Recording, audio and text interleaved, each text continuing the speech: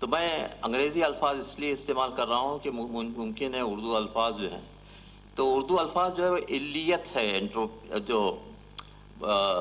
مفاد پرستی، علیت، cause and effect کو علیت کہتے ہیں، اور ناکردگی جو ہے وہ انٹروپی ہے اور ہیٹ کنٹینٹس ہے۔ تو یہ ساری کی ساری چیزیں انسان کے اعمال کو بیان کرنے کے لیے استعمال کی جاتی ہیں، جو بالکل غلط ہے۔ انسان کا تعلق نہ علیت سے ہے، نہ انٹروپی سے ہے، نہ ہیٹ کنٹینٹ سے ہے، بلکہ انسان کی جو انفرادیت ہے، وہ جو شخصیت ہے، وہ مذہب کی دین ہے۔ دوسری بات جو آپ کے سامنے میں مختصراً عرض کرنا چاہتا ہوں، اخلاقیات کا درس کیا ہے، اخلاقیات کا مقصد کیا ہے؟ اخلاقیات کا مقصد ایثار اور قربانی کا جذبہ پیدا کرنا ہے، انسان میں ایثار اور قربانی کا جذبہ پیدا کرنا ہے۔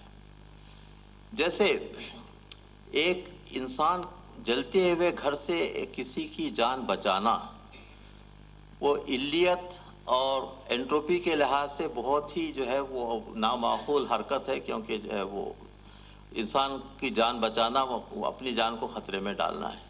لیکن اپنی جان کو خطرے میں ڈال کر کسی دوسری انسان کی جان بچانا، یہ ایثار اور قربانی ہے، جو مذہب کی تعلیم ہے۔ اس کے علاوہ ایثار اور قربانی کی تعلیم یہ ہے کہ محتاجوں کو کھانا کھلانا، اور ان کو اگر سردی کے زمانے میں ان کو کوئی کور پرووائڈ کرنا، کور دلانا، یہ ساری کی ساری چیزیں ایثار و قربانی اور انسانیت کا نتیجہ ہے۔ اور اس کی بلند ترین مثال ہمارے پیشوا امیر المومنین علی بن ابی طالب علیہ السلام ہے۔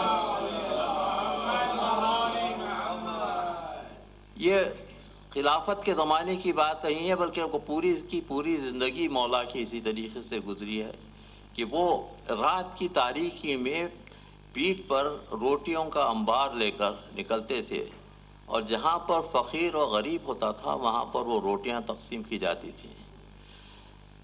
نہ صرف یہ بلکہ وہ اپاہج لوگ، وہ لوگ جو اٹھنے پھرنے چلنے کے قابل نہیں ہوتے تھے، ان کو اپنے ہاتھ سے کھانا کھلاتے تھے، اپنے ہاتھ سے روٹی کھلاتے تھے، اٹھاتے تھے اپنے ہاتھ سے روٹی کھلاتے تھے، اور وہاں پر جب تک وہاں پر تشریف فرما ہوتے تھے اور کہتے تھے کہ میں غریب ہوں اور غریب کے ساتھ بیٹھا ہوں، اور میں یہ سب چیزیں اللہ کی طرف سے، اللہ کی وجہ سے کر رہا ہوں، اس سے میرے نفس کا کوئی تعلق نہیں ہے۔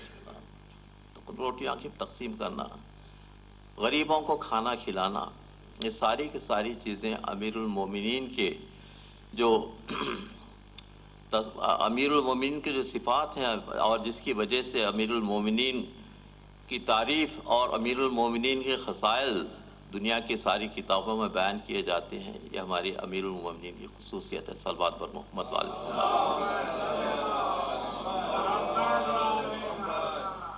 اب جہاں تک انسان کا تعلق ہے، وہ انسان کے لیے دو قسم کی دنیا ہے۔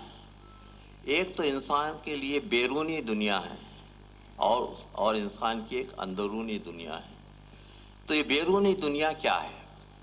بیرونی دنیا وہ ہے جس میں انسان کا کسی قسم کا کوئی اختیار نہیں ہے، جیسے موسم کی تبدیلی، یا سخت قسم کا موسم، یا آتش فشاں پہاڑ کا خارج ہونا، یا زلزلے یا سونامی وغیرہ، یہ سارے کے سارے جو چیزیں ہیں وہ انسان کے تصرف سے باہر ہیں۔ تو انسان بحیثیت مادہ اور روح، انسان دونوں کا مجموعہ ہے، تو انسان بحیثیت مادہ اس کو برداشت کرنے کی صلاحیت اس میں دی گئی ہے، اس کو برداشت کرنا پڑتا ہے، کیونکہ اس کو نیچرل کازز سے وہ منہ پھرا نہیں سکتا۔ اس کے علاوہ یہ ساری کی ساری چیزیں ڈٹرمنڈ ہیں، سورج کو اپنے وقت پر نکلنا، سورج کا اپنے وقت پر ڈوبنا۔ اس کے علاوہ کائنات کی ایک سمت میں جو ایکسپینشن ہو رہا ہے، یہ سب اللہ کی طرف سے ہے، اس میں انسان کا کوئی دخل نہیں ہے۔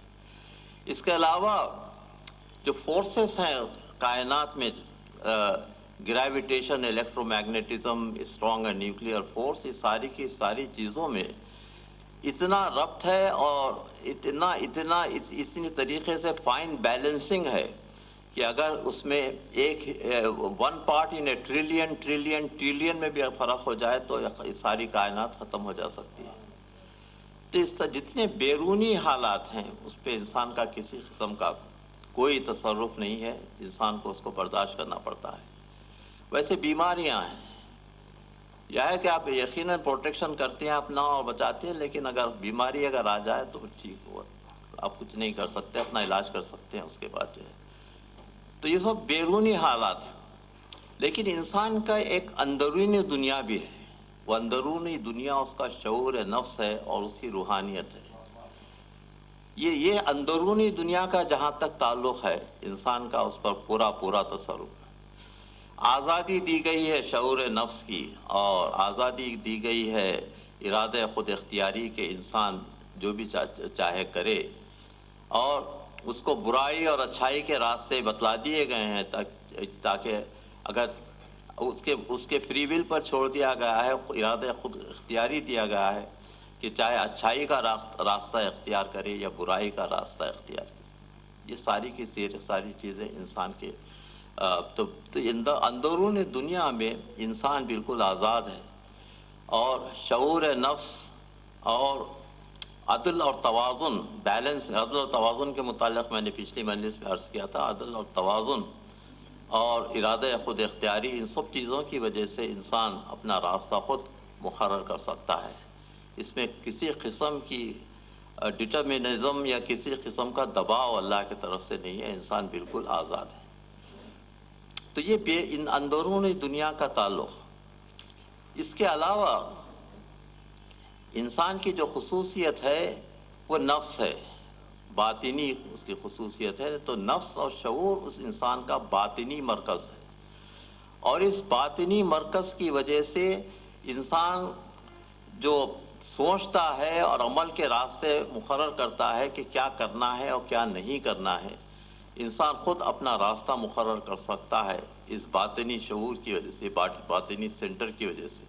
اور یہ باطنی سینٹر کس نے مقرر کیا ہے کہ کیا کرنا ہے اور کیا نہیں کرنا ہے؟ تو انسان کے نفس کی 2 قسمیں ہیں، آپ اس سے واقف بھی ہوں گے۔ ایک تو نفس امارہ، سورہ یوسف میں جس کا ذکر ہے، جو انسان کو برائیوں کی طرف لے جاتا ہے، یہ شیطان کی ترغیب ہے، انسان کو برائیوں کی طرف لے جانا ہے۔ دوسرا ایک نفس لوامہ ہے، یہ اللہ کی آواز ہے انسان کے اندر، کہ ٹوکنے والا نفس کہ تم کو یہ کام کرنا ہے اور یہ تم کو یہ کام نہیں کرنا ہے۔ تو فکر اور جذبہ اور عقل اور شعور کے جتنے راستے ہیں، یہ سب کے سب راستے انسان اپنا نفس لوامہ کی وجہ سے انسان اپنا راستہ خود مقرر کرتا ہے۔ اور عمل ہی انسان کی زندگی میں بہت امپورٹنٹ ہے، بہت اہم ہے۔ تو اقبال کہتے ہیں عمل سے زندگی بنتی ہے، جنت بھی جہنم بھی، یہ خاکی اپنی فطرت میں، نہ نوری ہے نہ ناری ہے۔ تو عمل ہے، جو بھی ہے عمل ہے۔ اور یہ کہنا کہ بھئی ہماری قسمت میں جہنم میں جانا تھا اس لیے ہم جہنم میں جاتے، یہ بالکل یہ ڈٹرمنسٹک جو ویوز ہیں وہ اسلام کے نہیں ہیں، سو غیر اسلامی ویوز ہیں۔